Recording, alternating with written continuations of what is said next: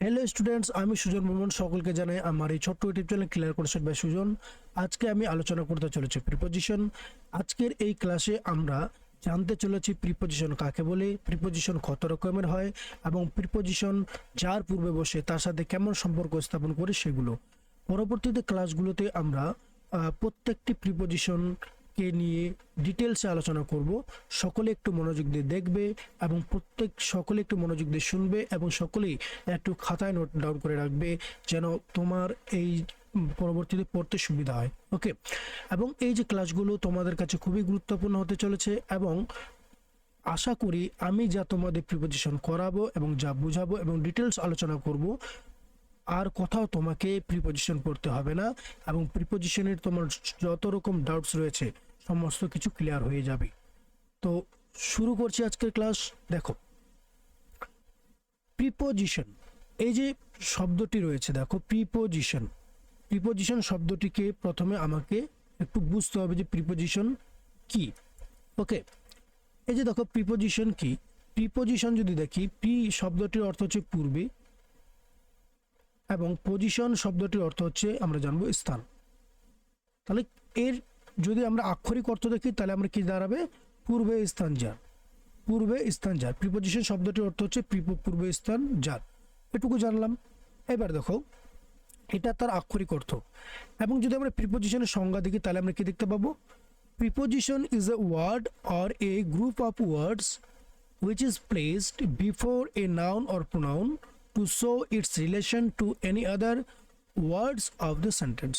কি বলছে দেখো, প্রিপোজিশন ইজ এ ওয়ার্ড, একটি শব্দ হতে পারে, অর এ গ্রুপ অফ ওয়ার্ডস, এবং একগুচ্ছ শব্দ হতে পারে, হুইচ যেটি কি করে, ইজ প্লেসড বসে, বিফোর পূর্বে, কার পূর্বে, এ নাউন অর প্রোনাউন, একটি দেখো একটি নাউন অর প্রোনাউন এর পূর্বে বসে থাকে।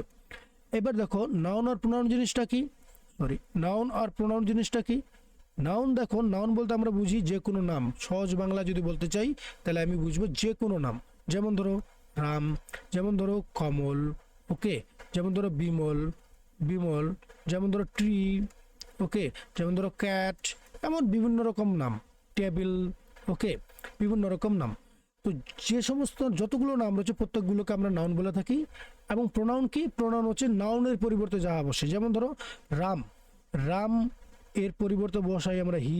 ওকে, এবার ধরো আমি যদি বলি তারা, অনেক সময় আমরা বলি দে, ওকে, অনেক সময় আমরা বলি উই, অনেক বলি আই, এমন অনেক প্রোনাউন আছে যেগুলো আমরা ইউজ করে থাকি। তো বলছে দেখো যে preposition is a word or a group of words which is placed before a noun or pronoun, যেগুলি নাউন এবং প্রোনাউনের পূর্বে বসে কি করার জন্য? টু শো ইটস রিলেশন, এটা সম্পর্ক দেখায়, টু এনি আদার ওয়ার্ডস, অন্য কোনো শব্দের সাথে, অফ দ্য সেন্টেন্স, একটি বাক্যের। ওকে, তাহলে একটি বাক্যের বিভিন্ন শব্দগুলো থাকবে, তার মধ্যে সম্পর্ক স্থাপন করবে। এবং এক্ষেত্রে আমি একটু আলোচনা করি। দেখো এক্ষেত্রে আমি একটু আলোচনা করি এই যে আমাদের প্রিপোজিশনের যদি আমি একটু আলোচনা করি তাহলে দেখতে পাবো যে প্রিপোজিশনের এগুলো মেনলি ফাংশন করে বা মেনলি কাজ করে এক্সট্রা ইনফরমেশন দিতে সাহায্য করে। ওকে, অতিরিক্ত এক্সট্রা ইনফরমেশন মিনস অতিরিক্ত তথ্য, বা এটাকে আমরা এডিশনালও বলতে পারি। ওকে, এডিশনালও বলতে পারি। ওকে,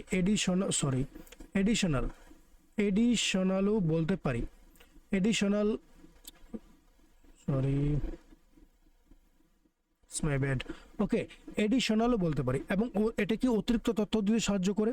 ওকে, এবং এডিশনাল তথ্য দিতে সাহায্য করে। এইবার আমরা জানতে চলেছি, দেখো পরবর্তীতে আমি কিছু এক্সাম্পল নিয়েছি, সেগুলোর মাধ্যমে একটু বোঝার চেষ্টা করে দেখো। বলেছে দেখো, ই বিলিভড, সে কি করে? বিশ্বাস করে, ইন মি। এখানে ইন যে রয়েছে, ইন একটি প্রিপোজিশন এবং ইনের পরে দেখো প্রোনাউন রয়েছে, এটি একটি প্রোনাউন। যদি দেখি pronoun, okay, parts of speech দেখলে প্রোনাউন, কিন্তু এটি এখানে ব্যবহার করা হচ্ছে দেখো প্রিপোজিশনের পরে যেহেতু মি রয়েছে, এইখানে রয়েছে অবজেক্ট। তার মানে কি দাঁড়ালো? টোটাল অংশটুকু দাঁড়ালো প্রিপোজিশনাল অবজেক্ট।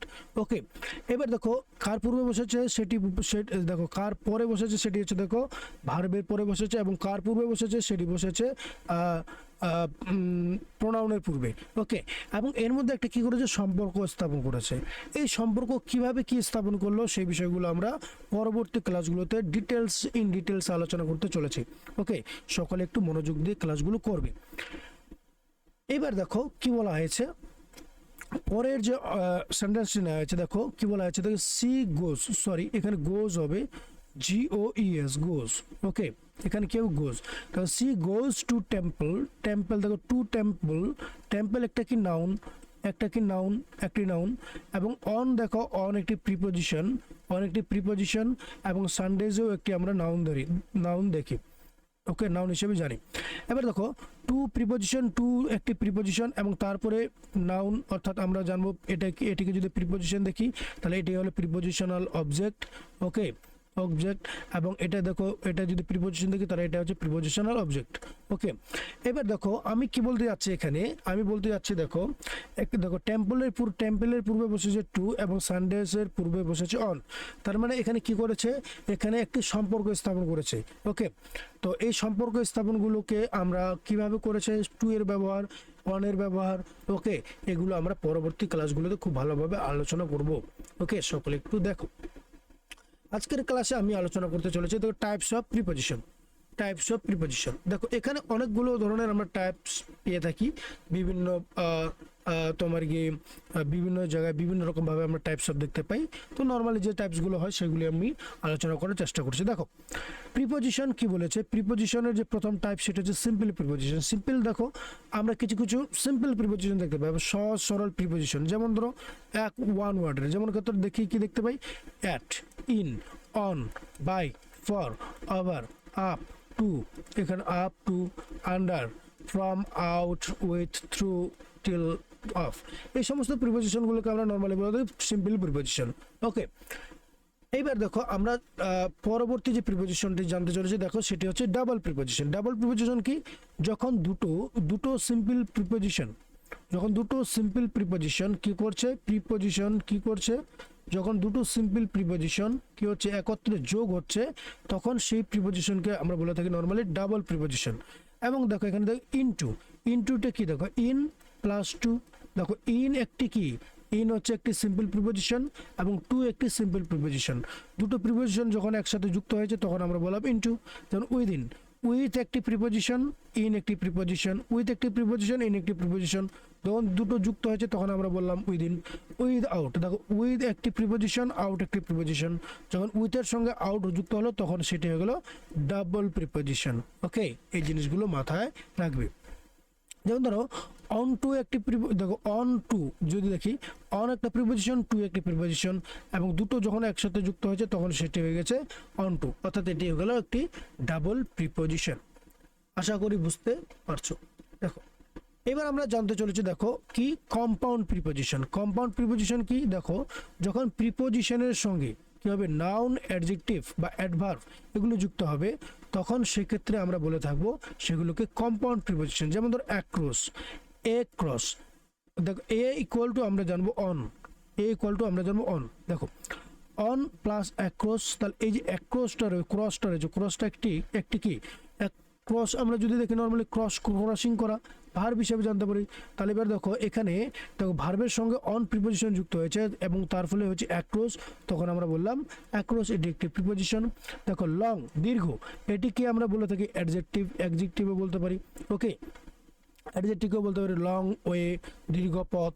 ওকে, তাহলে এবার দেখো অন, লং, এবং সেক্ষেত্রে আমরা কি দেখো ভার্বের সঙ্গে অ্যাডজেক্টিভ যুক্ত হয়েছে, তার ফলে আমরা বলতে পারি কি সেটি কম্পাউন্ড প্রিপোজিশন। ওকে, এবার দেখো বি হাইন্ড, ওকে, দেখো বাই প্লাস হাইন্ড যুক্ত হয়েছে। বি নিথ, দেখো বাই প্লাস তোমার গিয়ে নিথ যুক্ত হয়েছে। Beside, by plus side যুক্ত হয়েছে। তাহলে এগুলো হচ্ছে আমরা জানবো সমস্তগুলো হচ্ছে আমাদের কম্পাউন্ড প্রিপোজিশন। ওকে, যখন ভার্বের সঙ্গে যখন প্রিপোজিশনের সঙ্গে কি থাকবে, নাউন প্লাস অ্যাডজেক্টিভ যুক্ত থাকবে বা অ্যাডভার্ব যুক্ত থাকবে, সেগুলোকে নর্মালি আমরা বলে থাকি কম্পাউন্ড প্রিপোজিশন। আশা করি বুঝতে পারছো। এবার দেখো কি বলছে, ফ্রেজ প্রিপোজিশন কি, দেখো ফ্রেজ প্রিপোজিশন আমরা মাথায় রাখবো যখন কতগুলো শব্দ একত্রে যখন যুক্ত হয়ে কি করে তারা একটি প্রিপোজিশনের মতো কাজ করে থাকে। ওকে, যখন আমি আবার বলছি কথাটা দেখো, যখন কতগুলো ওয়ার্ড একত্রে যুক্ত হয়ে প্রিপোজিশনের মতো কাজ করে তখন আমরা বলে থাকি প্রেস প্রিপোজিশন। যেমন এখানে দেখো অন অ্যাকাউন্ট অফ, দেখো অন একটি প্রিপোজিশন, একটি শব্দ, যদি দেখি অ্যাকাউন্ট একটি শব্দ, অফ একটি শব্দ, তবে সবগুলো একত্রে যুক্ত হয়ে একটি প্রিপোজিশন করেছে এবং একটা প্রিপোজিশনের মতো কাজ করবে অবশ্যই, এবং এর ব্যবহার আমরা পরবর্তী ক্লাসগুলোতে জানবো খুব ভালোভাবে ডিটেলসে। ওকে, দেখো ইনস্টেড অফ দেখো, ইনস্টেড একটি শব্দ, অফ একটি শব্দ, দুটো একসাথে যুক্ত হয়ে কি হচ্ছে একটা প্রেস প্রিপোজিশন গঠন করেছে। ওকে, প্রেস প্রিপোজিশন একটি গঠন করেছে, এই জিনিসটাকে মাথায় রাখতে হবে। ইন একটি প্রিপোজিশন, কোর্স দেখো, অফ, এগুলো সব কি কতগুলো শব্দ বা শব্দগুচ্ছ যখন একটি প্রিপোজিশন গঠন মানে প্রিপোজিশনের মতো কাজ করে তখন আমরা ফ্রেশ প্রিপোজিশন বলি। যেমন অ্যাকর্ডিং টু রয়েছে, উইথ রিগার্ড টু রয়েছে, ইন প্লেস অফ রয়েছে, ওয়িং টু রয়েছে, ইন ফ্রন্ট অফ রয়েছে, ইন লাইভ অফ রয়েছে, ফর দ্য সেক অফ, এগুলো রয়েছে সমস্তগুলো। আমরা এই সমস্ত প্রিপোজিশনগুলোকে আমরা নর্মালি জানবো যেগুলো ফ্রেশ প্রিপোজিশন। ওকে, প্রেস প্রিপোজিশন তাহলে কি বললাম?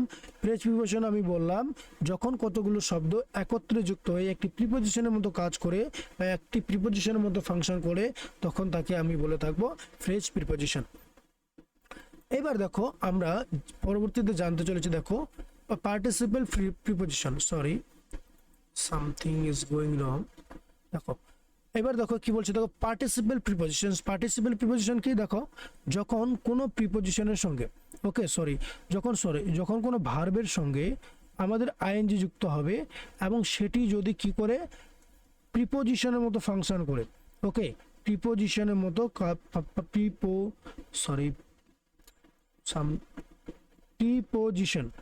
প্রিপোজিশনের মতো কাজ করে তখন আমরা কি বলে থাকবো, সেই যে শব্দটিকে আমরা বলে থাকি পার্টিসিপেল প্রিপোজিশনস। যেমন ধরো রিগার্ড একটি ভার্ব, এর সঙ্গে আইএনজি যুক্ত হয়েছে, কনসিডার আইএনজি যুক্ত হয়েছে, বেয়ারিং, ওকে, কনসার্নিং, ওকে, ডিউরিং, পেন্ডিং, ইনক্লুডিং। দেখো এগুলো প্রত্যেকটি ভার্ব এবং তার সঙ্গে আইএনজি যুক্ত করা হয়েছে। যদি দেখো কোনো ভার্বের সঙ্গে আইএনজি যুক্ত হয় তাহলে সেই সমস্ত শব্দগুলি যদি এবার কি হিসেবে কাজ করে, প্রিপোজিশনের মতো কাজ করে, তাহলে আমরা সেই সমস্ত শব্দগুলিকে বলে থাকবো পার্টিসিপেল প্রিপোজিশনস। ওকে, আশা করি বুঝতে পারছো। এবার দেখো আজকে লাস্ট যেটি আছে ডিসগিউসড প্রিপোজিশনস কি, দেখো অনেক সময় আমরা কোনো সেন্টেন্সের মধ্যে প্রিপোজিশন আমরা বুঝতে পারি না, সেগুলোকে নর্মালি এমনভাবে দেওয়া থাকে যেগুলো বোঝা যায় না কিন্তু সেগুলোকে বুঝে নিতে হয়। যেমন ধরো এখানে কি রয়েছে, এখানে শুধুমাত্র একটি হিসেবে ব্যবহার করা হয়নি, এখানে ব্যবহার করা হয়েছে অন হিসেবে। ওকে, এখানে অন হিসেবে ব্যবহার করা উচিত কিন্তু এখানে অন হিসেবে ব্যবহার করা হয়নি, লিখেছে এবং অনটা এখানে কি রয়েছে অলরেডি আন্ডারস্টুড রয়েছে, এগুলো আমাদের বুঝে নিতে হবে। ওকে, এবার দেখো তাহলে এখানে দেখো এখানে অন থাকার কথা কিন্তু দেওয়া হয়েছে তার মানে কি অনটা কি রয়েছে আন্ডারস্টুড রয়েছে, এর মধ্যে অনটা আন্ডারস্টুড রয়েছে এবং যেহেতু অনটা এর মধ্যে আন্ডারস্টুড রয়েছে সেহেতু এখানে আমরা মনে করব যে এখানে যে প্রিপোজিশন রয়েছে সেটি ডিসগিউসড প্রিপোজিশন রয়েছে, অর্থাৎ ডিসগিউসড প্রিপোজিশন শব্দটির অর্থ আমরা জানি ছদ্মবেশ। ওকে, এই শব্দটার অর্থই হচ্ছে আমরা জানি ছদ্মবেশ, তাহলে ছদ্মবেশ প্রিপোজিশন। ওকে, এবার দেখো এখানে দেখো পরের যে সেন্টেন্সটি রয়েছে, দেখো কি বলা আছে, হি ক্যাম হেয়ার অ্যাট 10 o'clock। দেখো 10 o'clock, এখানে ও মিনস আমরা অফ জানবো। ওকে, দেখো এখানে ও বলা হয়েছে ইন অফ, তাহলে এখানে কি করেছে, দেখো অফ প্রিপোজিশনটাকে আন্ডারস্টুড করে নিতে হবে। ওকে, বলার কোনো প্রয়োজন নেই, আন্ডারস্টুড করে নিতে হবে। তাহলে হি ক্যাম হেয়ার অ্যাট 10 o'clock। ওকে, তাহলে এখানে দেখো এই জন্য এই সমস্ত প্রিপোজিশনগুলোকে আমরা বলে থাকি কি ডিসগিউসড প্রিপোজিশনস, অর্থাৎ এই ডিসগিউসড প্রিপোজিশনগুলোকে আমাদের আন্ডারস্টুড করে নিতে হয়।